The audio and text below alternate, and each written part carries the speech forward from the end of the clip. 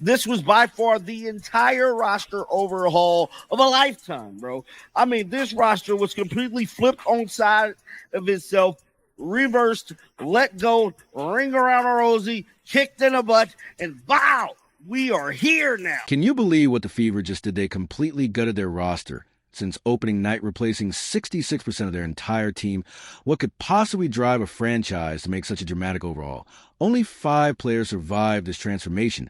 Are we witnessing the birth of a new WNBA powerhouse? I'm going to show you exactly who got cut, who replaced them, and why this might be the boldest move in WNBA history. The craziest part, these strategic replacements might actually turn the Fever from basement dwellers into instant contenders right before our eyes. All for a bunch of these ladies on the roster, bro. We just got to keep it real. If we wanted to look forward and go full steam ahead, we had to cut off some loose ends, and that was the verdict of this roster. This is a complete team demolition. The Fever front office just took a wrecking ball to their roster in one of the most dramatic overhauls we've ever seen in the WNBA. When the dust settled, the Fever had removed a staggering 66% of their entire opening night roster. Only 5 players survived this massive purge, like a general contractor demolishing outdated structures to make way for a modern rebuild. That viral image making rounds on Twitter tells the whole story. The Fever's team photo with the faces of cut players completely blurred out, creating an eerie visual of a basketball version of abandoned property. Those blurred faces represent careers redirected, lockers emptied, and a team completely reimagined almost overnight. This image is floating around the internet. This is the old basketball team. This was the team photo, right? From last year. And as y'all can see, there's 1, 2, 3, 4, 5, 6, 7 people. That is gone, bro. That is gone from this roster, dog.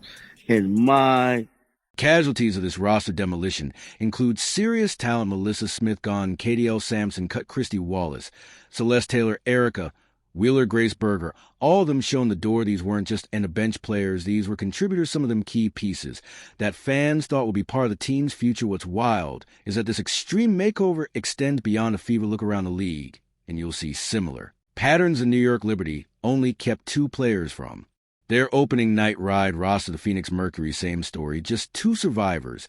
And if you think that's extreme, check out the Connecticut Sun, who have only 1 player remaining from their opening day lineup. Fever have got 4 players remaining because Dantas was injured. The Mercury have got 1, 2. Well, the Mercury have got 2. Oh my God, this is an entirely new team. Here's the thing: when you look closer, what we're witnessing is calculated demolition. Oh, you got to be the person to tell the people the bad news. I'm sorry, you really didn't make your team. That's what Amber Cox and Kelly had to do for a lot of these ladies. They had to be the bad guys, and they had to say, you know what? We're sorry, but you didn't make the cut, bro. I'm sorry, bro. We're going to move in a new direction. That is the business part of it. That's why they got to make the big bucks. I'm talking about the Fever. Did you get that the Fever front office, led by Coach Stephanie White and GM Amber Cox, clearly had a specific vision? They weren't interested in gradual improvement. They wanted a completely new team identity built from the ground up to maximize Clark's unique talents. Cox and Kelly need to be getting paid quite substantially well because they had to flip the whole damn roster. Y'all realize what they just did, right? Like, they had to literally befriend some people possible. Think about it. If you have a once-in-a-generation talent like Clark, don't you want to surround her with the perfect complementary pieces? The Fever weren't satisfied with good enough or developing potential. They wanted immediate upgrades that could transform this roster from lottery team to serious contender. I mean, we all should be happy right now because I'm willing to take all of the replacements over any one of these ladies. I'm sorry, bro.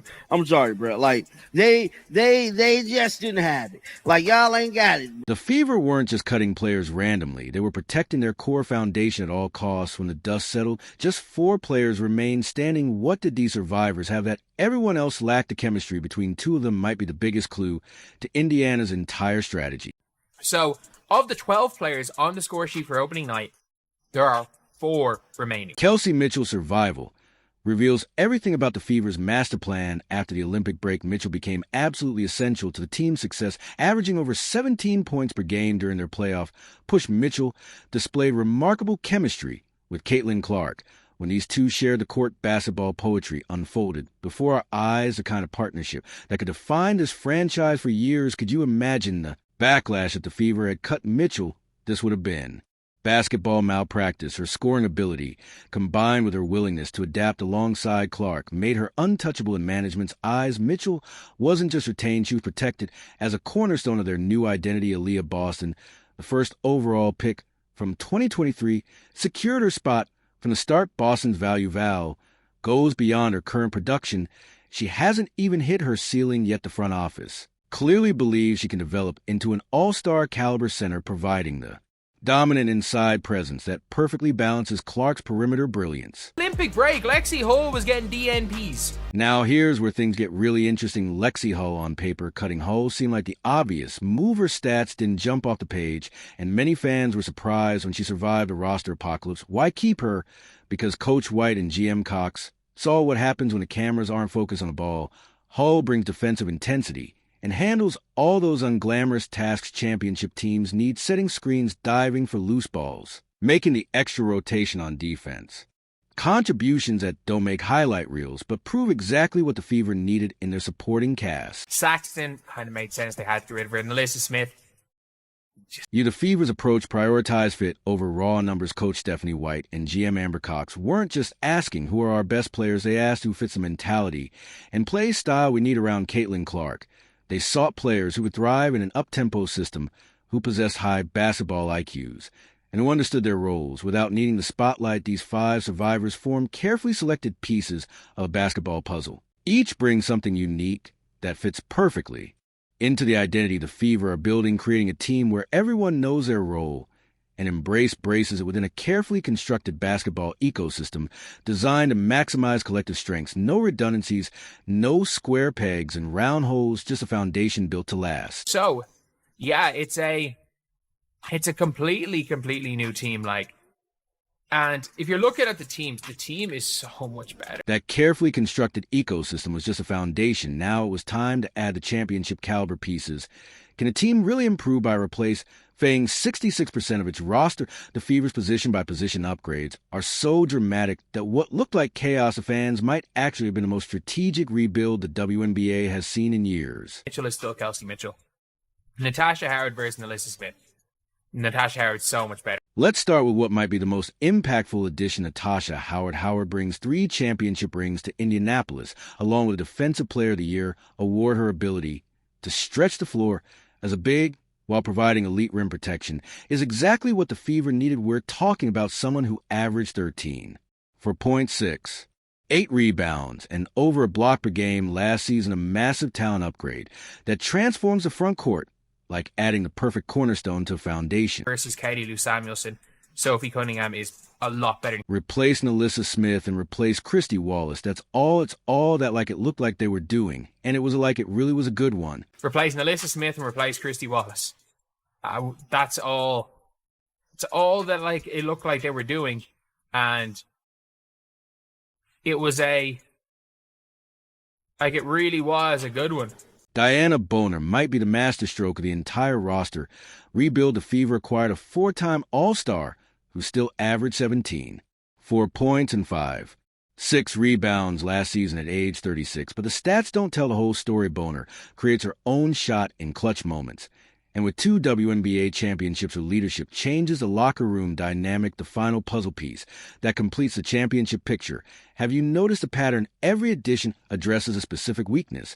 When teams would blitz Clark, the Fever struggled to make them pay. Now they surrounded her with proven shooters who will punish overcommitting defenses when they needed crucial stops. They lacked defensive anchors who could lock down one-on-one. Howard and Boner bring that exact skill. Either way, it's, finding those right fits around a point guard like her is going to make us awfully dangerous. And I'm looking forward to that challenge because You're looking for the right types of players that can play that style of basketball. What's fascinating is how these moves were engineered to complement Clark's unique talents. The front office studied the film, identified how teams were defending their star, and systematically acquired players whose strengths addressed those challenges, building a championship roster in reverse by methodically filling each role around Clark with the perfect specialist. I would think that if you are a smart basketball player and you watch the way she plays, you would want to play with her.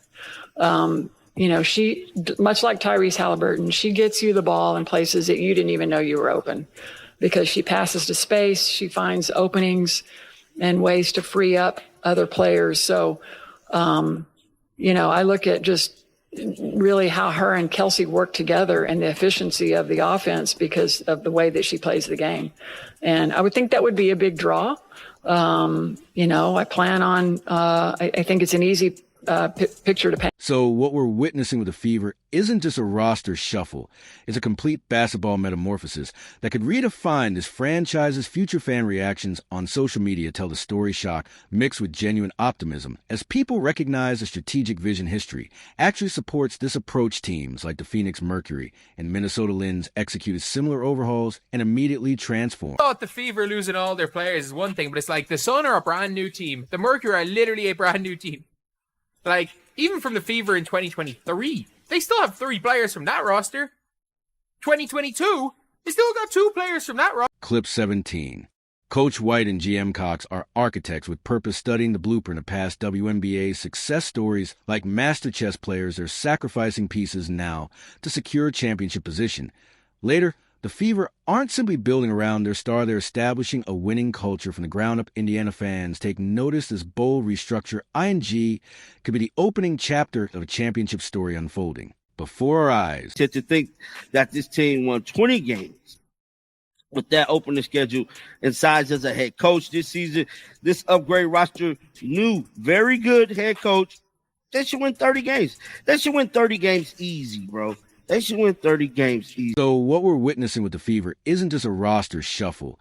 It's a complete basketball metamorphosis that could redefine this franchise's future. Fan reactions on social media tell the story shock mixed with genuine optimism, as people recognize the strategic vision history actually supports this approach. Teams like the Phoenix Mercury and Minnesota Lynx executed similar overhauls and immediately transformed their fortunes. Coach White and GM Cox are architects with purpose, studying the blueprint of past WNBA success stories. Like master chess players, they're sacrificing pieces now to secure a championship position. Later, the Fever aren't simply building around on their star. They're establishing a winning culture from the ground up. Indiana fans take notice. This bold restructuring could be the opening chapter of a championship story unfolding before our eyes.